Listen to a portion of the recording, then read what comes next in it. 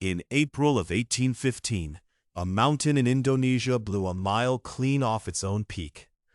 14 months later, on the shore of Lake Geneva, an 18-year-old girl trapped indoors by its ash cloud picked up a pen and invented modern horror. The mountain was Tambora, on the island of Sumbawa. On April 10, 1815, it climaxed a week of eruptions with a blast so violent it drove a column of ash 45 kilometers into the stratosphere. Roughly 100 cubic kilometers of rock and gas were ejected into the sky. The boom was heard on Sumatra, more than 2,600 kilometers away, possibly as far as Thailand. Tambora's summit, once 4,300 meters tall, was reduced to 2,850. About a mile of mountain simply vanished. Around 10,000 islanders were killed instantly. Tens of thousands more died from starvation and disease across the region. By some estimates, the toll climbed past 90,000. An entire village was buried alive under the pyroclastic flows, frozen in place until archaeologists rediscovered it in 2004 and christened it the Pompeii of the East. But Tambora's deadliest weapon wasn't lava or ash, it was sulfur. Millions of tons of sulfur dioxide rode the high-altitude winds and wrapped the planet in a pale, persistent veil.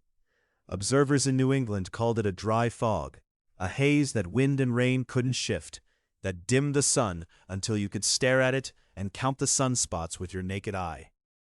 That veil cooled the entire northern hemisphere by roughly half a degree Celsius. It doesn't sound like much. It was catastrophic. By the spring of 1816, the calendar said summer, but the weather refused. On June 6th, snow fell on Albany, New York, and on Dennisville, Maine. Near Quebec City, a foot of snow piled up over 4 days in June. In Cabot, Vermont, drifts reached 18 inches. Maryland reportedly saw snow tinted brown and blue by lingering ash. Hungary got brown snow, Italy got red. Thomas Jefferson, dutifully recording temperatures at Monticello, complained that the summer was as cold as a moderate winter. He never guessed why. Crops failed across 3 continents. In the United States, the price of oats jumped from 12 cents a bushel to 92, nearly an 8-fold spike. In Europe, the failed harvest triggered the worst famine of the 19th century. Food riots, arson, typhus.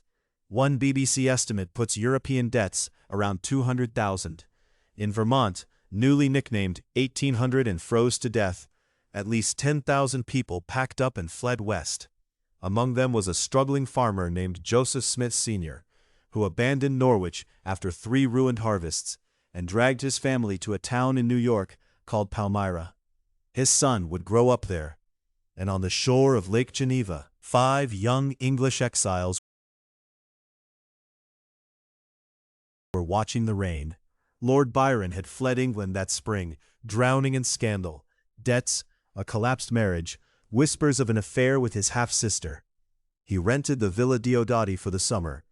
Down the hill, in a smaller house, were the poet Percy Shelley, his teenage lover Mary Godwin, her stepsister Claire Clairmont, pregnant with Byron's child, and Byron's young physician, John Polidori.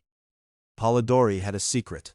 Byron's London publisher, John Murray, was paying him £500 to keep a diary of everything Byron did. There was a paid spy in the villa. The weather, Mary later wrote, was wet, ungenial, with incessant rain. Byron groused about stupid mists, fogs, rains, and perpetual density.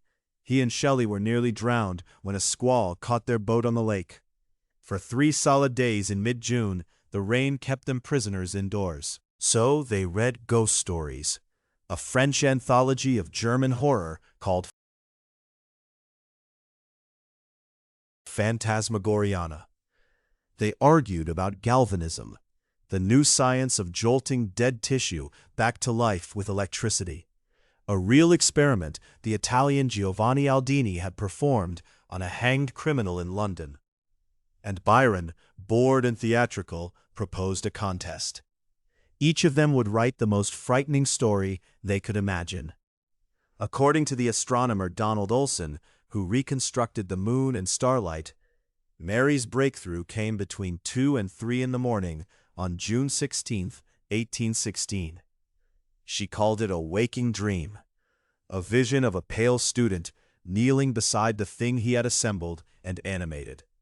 From that nightmare came Frankenstein.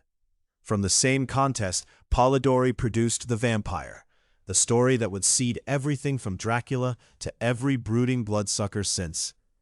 Byron, watching the sunless sky, wrote a poem called Darkness, in which the sun is extinguished and humanity gnaws itself to death in the cold. The summer ended. The veil thinned. The harvests eventually returned. But the contest at Villa Diodati had a strange epilogue. Within 8 years, every man in that room was dead. Polidori took cyanide in 1821.